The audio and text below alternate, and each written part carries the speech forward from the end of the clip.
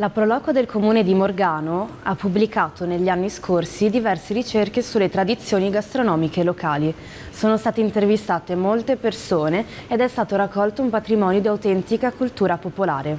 Attraverso la cucina tradizionale si arriva a conoscere qual era il vissuto della popolazione e a comprendere che si poteva anche patire la fame, perché capitava di non disporre sempre dei mezzi per mettere assieme il desinare e la cena. Lo stare a tavola è soprattutto socialità, perché si mangia tutti assieme e in precisi orari. Ciò non toglie che a tavola fossero marcate le differenze di genere, perché nelle famiglie numerose il posto a sedere e le porzioni migliori erano riservate ai maschi.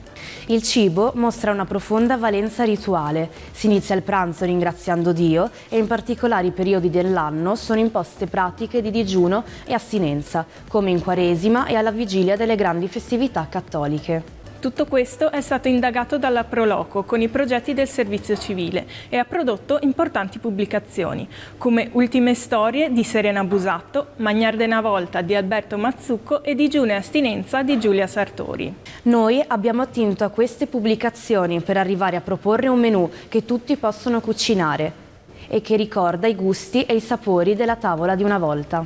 È il cibo dei contadini, quello che veniva preparato sulla cucina economica a legna, ancora prima che arrivassero nelle case i fornelli a gas, la corrente elettrica e i frigoriferi. La cucina contadina trevigiana si basa sul cibo autoprodotto, a partire dalle verdure dell'orto che variano a seconda della stagione e che venivano coltivate con grande sapienza. Si raccoglievano anche le erbe spontanee come le rosoline, i bruscandoli, i denti di leone e i carletti. Indispensabile nella nostra tavola è anche la carne. Parliamo di galline, di polli, di anatre, di oche e anche di faraone. Non poteva mancare il maiale, da cui si ricavavano salami, cotechini, soppresse e ossocolli, che duravano fino all'inizio dell'estate. Con il latte delle mucche si producevano il formaggio e la ricotta che si mangiavano solitamente insieme a dell'ottima polenta, cotta sul paiolo di rame e abbrustolita poi sulla piastra della cucina. La carne invece serviva generalmente per fare il brodo con la gallina, che si consumava la domenica.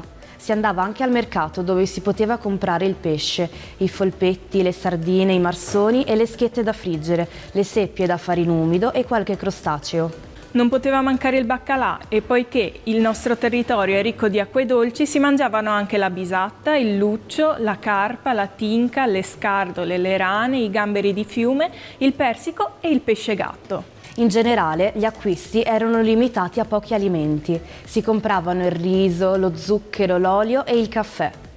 Mentre le spezie, arrivate a Venezia dall'Oriente, venivano solitamente acquistate dal caso Inn, barattandole con le uova.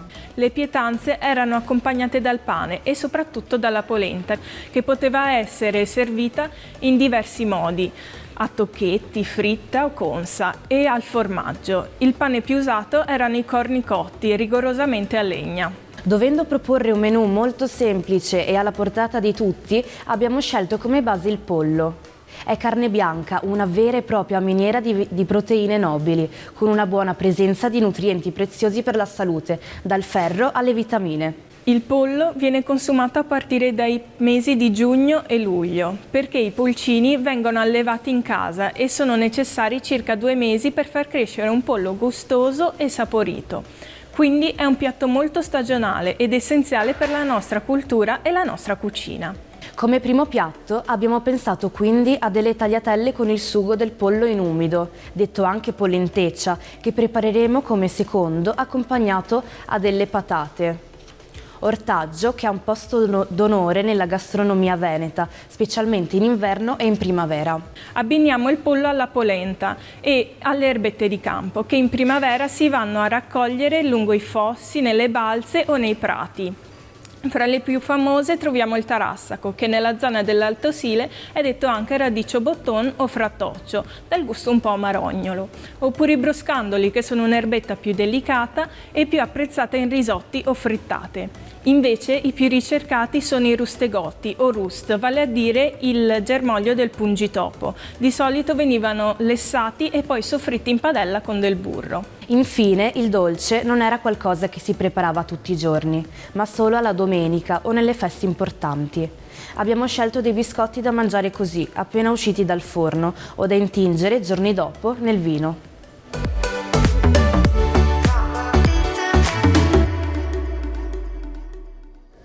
Buongiorno, mi chiamo Carlesso Fausto e sono di Morgano. Oggi prepareremo un piatto classico contadino a base di tagliatelle al toccio di pollo. Abbiamo l'impasto, le uova, la farina, sale e pepe, un uovo ogni etto di farina. Qui abbiamo sedano, carote e cipolla, rosmarino, aglio, nel quale faremo un soffritto, nel quale cucineremo il pollo con aggiunta passate di pomodoro e olio d'oliva, le verdure. Andremo a passare le verdure con rosmarino, alloro, aglio e andremo ad appassire un po' d'acqua, poi si devono cucinare. Facciamo rosolare il pollo a parte. Il pollo l'abbiamo fatto in 8 ottavi, cioè un pollo diviso in 8 parti. Tanto prepariamo anche le erbette, saliamo e pepiamo. Sigilliamo la carne del pollo. Facciamo scottare con un po' di vino bianco.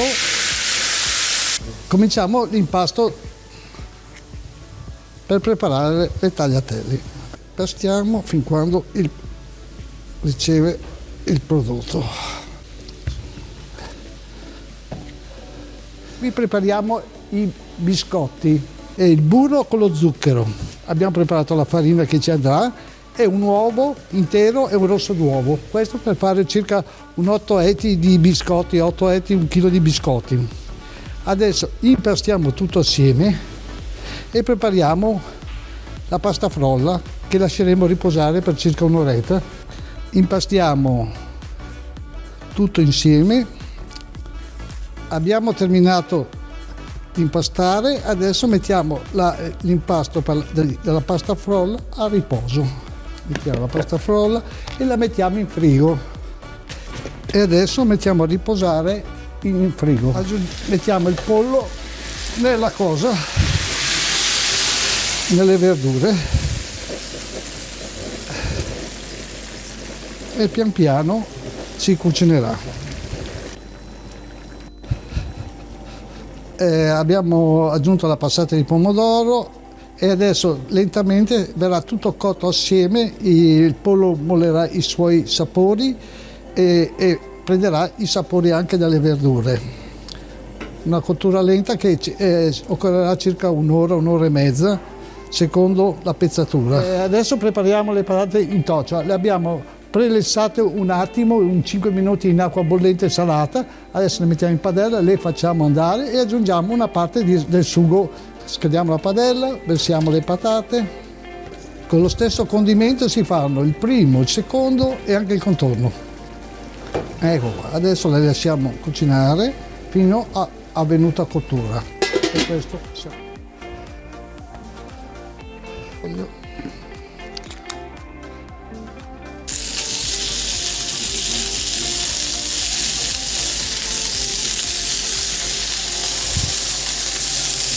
l'olio, controlliamo le patate. Allora tiriamo la pasta a mano per le tagliatelle. Facciamo, si chiama, le uova, è molto elastica, non si aggiunge mai acqua nel fare la pasta all'uovo, mai acqua, bensì olio di gomito. Adesso prepariamo le tagliatelle. Allora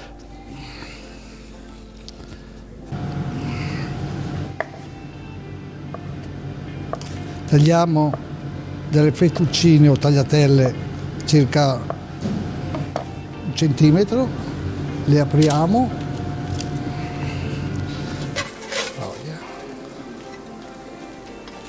l'astro è quasi fatto, e le patate ci occorrerà ancora 10 minuti a che croce. Adesso stiamo preparando per i biscotti, pasta di biscotti, pasta frolla.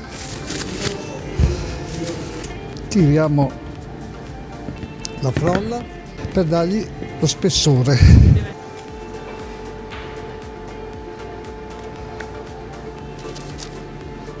Adesso prepariamo per mettere in forno. Vado?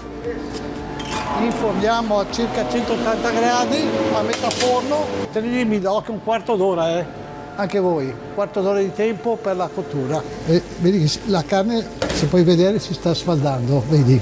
Quando la carne si sfalda vuol dire che è cotto. Andremo a preparare il piatto di portate del secondo perché avremo bisogno del tocio per condire la pasta. Allora, questo è il sugo che una parte verrà messo sul pollo e una parte servirà per condire la pasta. Aggiungiamo le patate,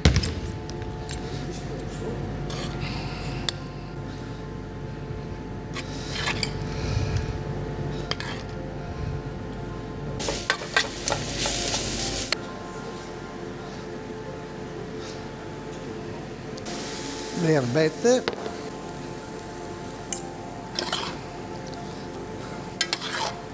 il piatto del secondo è pronto. Cuciniamo le tagliatelle, non dovevo starcene tutte. Tagliatelle belle grezze, le facciamo riprendere nel suo sugo che assorbono i sapori. Immergiamo, terminiamo la cottura delle tagliatelle nel sugo, nel tocio, detta la veneta. Eccoci qua.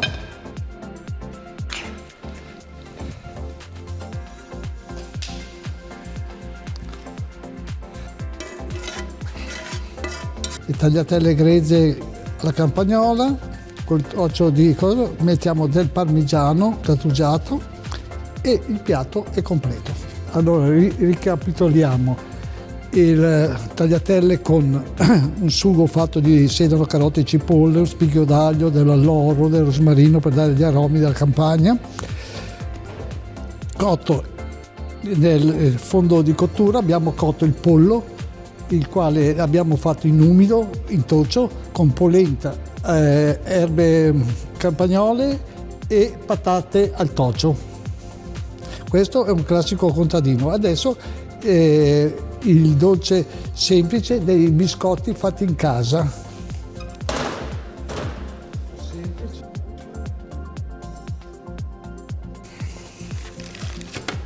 Prepariamo in un vassoio 2 modelli di biscotti.